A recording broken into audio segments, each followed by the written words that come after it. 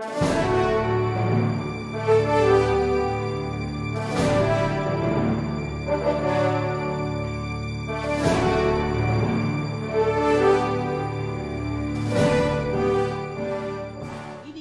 so that the lawyer can continue to control the proceedings. That is the procedural distinction. The second is the more important distinction. The distinction is this. The testimony of an adverse witness carries far more weight than the testimony of an ordinary witness. Why? Because an adverse witness testifies in a positive way. Normally, the prosecution tells a story or makes allegations, and the defense counters with a negative reaction by saying, no, no, no, none of those happened. But in the case of an adverse witness, since the witness is adverse, what he says carries great weight. So since in effect he is testifying against self-interest, normally you would not testify against your own colleagues unless you are a sociopath. But there must therefore be a very strong motivation for you to testify. And if you cannot be impeached, then the rules of court will apply as interpreted by the Supreme Court. Our Supreme Court has ruled testimony is positive when the witness affirms that a fact did or did not occur, and negative when he says that he did not see or know of the factual occurrence. I've already said your testimony is positive. Normally, you'd expect negative testimony from the defense. And that is why I now invoke the very classic rule. It is well settled that an affirmative testimony is far stronger than negative testimony, especially so when it comes from the mouth of a credible witness. The Supreme Court has qualified that rule by saying evidence to be credible must not only proceed from the mouth of a credible witness, but the evidence that he testifies to must conform to natural habits and natural occurrences and behavioral patterns. So I've taken the trouble of requesting for your resume. You finished both elementary and high school in Xavier School. Presumably, yes, Your Honor.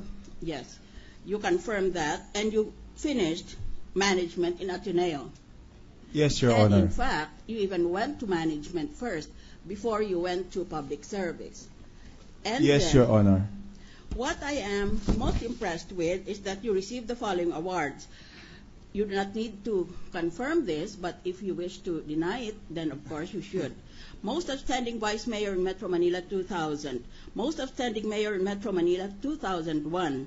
National Achievers for Young Professionals in the Field of Public Service. One of the 10 most outstanding municipal mayors in the Philippines 2002. The Outstanding Young Men, or TOYM.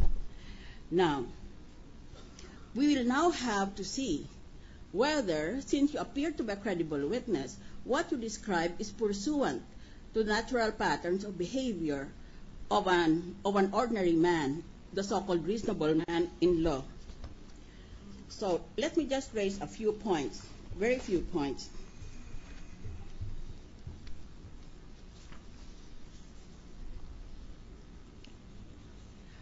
The only way that the prosecution can impeach you as a witness, meaning to say can prove that you are lying under oath, and therefore that your testimony should be completely disregarded, the only way that they can impeach you has already been pointed out by the Supreme Court. The court said, it is well settled that if the defense fails to prove any nefarious motive on the part of one who testifies, I should amend that by saying, it is well settled that if the panel that fails to prove any nefarious motive on the part of one who testifies against the accused or against the prosecution, the presumption is that the witness has not been so moved and that his testimony should thereby be accorded faith and credit.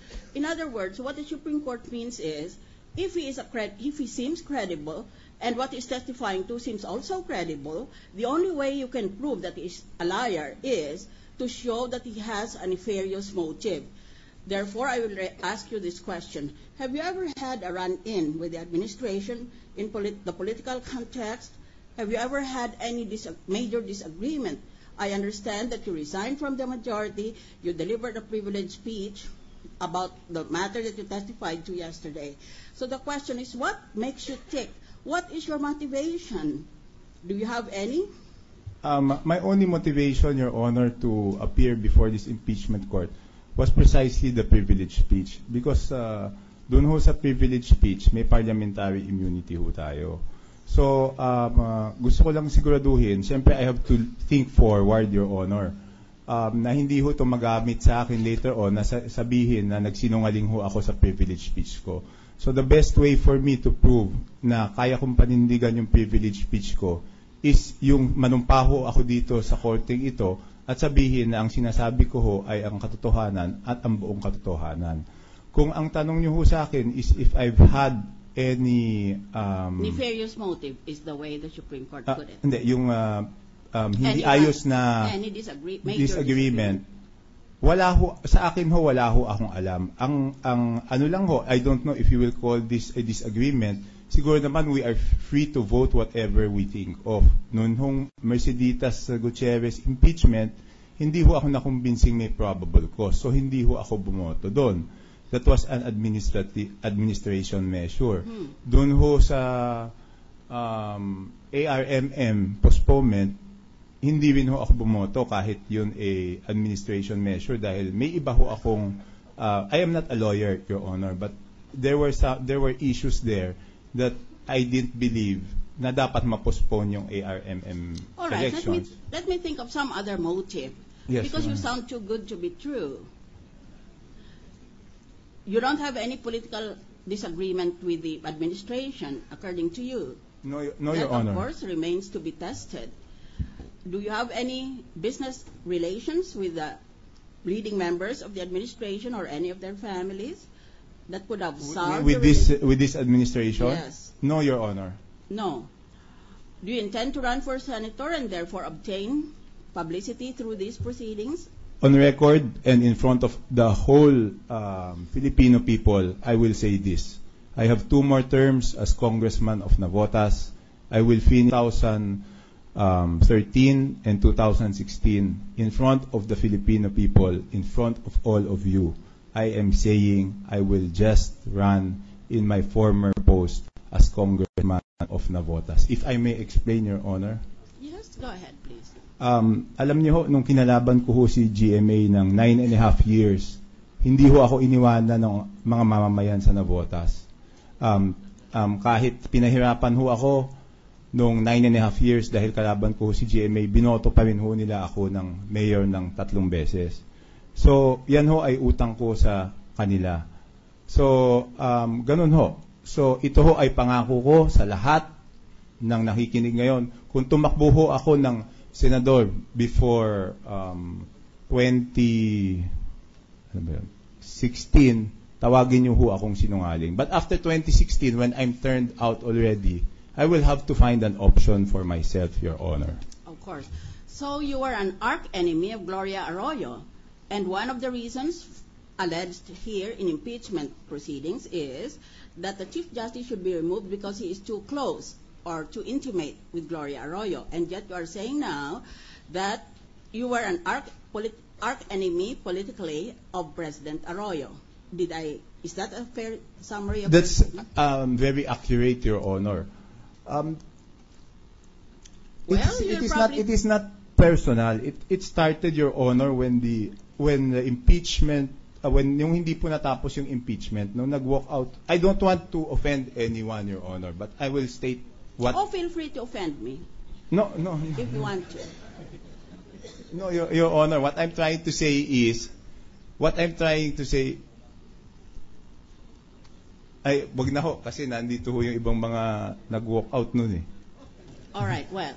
Next question. Okay, I will apologize. No, this is a difference of opinion, but I hope my opinion is respected. No. You notice, of course, that I'm trying to test your credibility. Yes. You testified that you attended this all-majority caucus.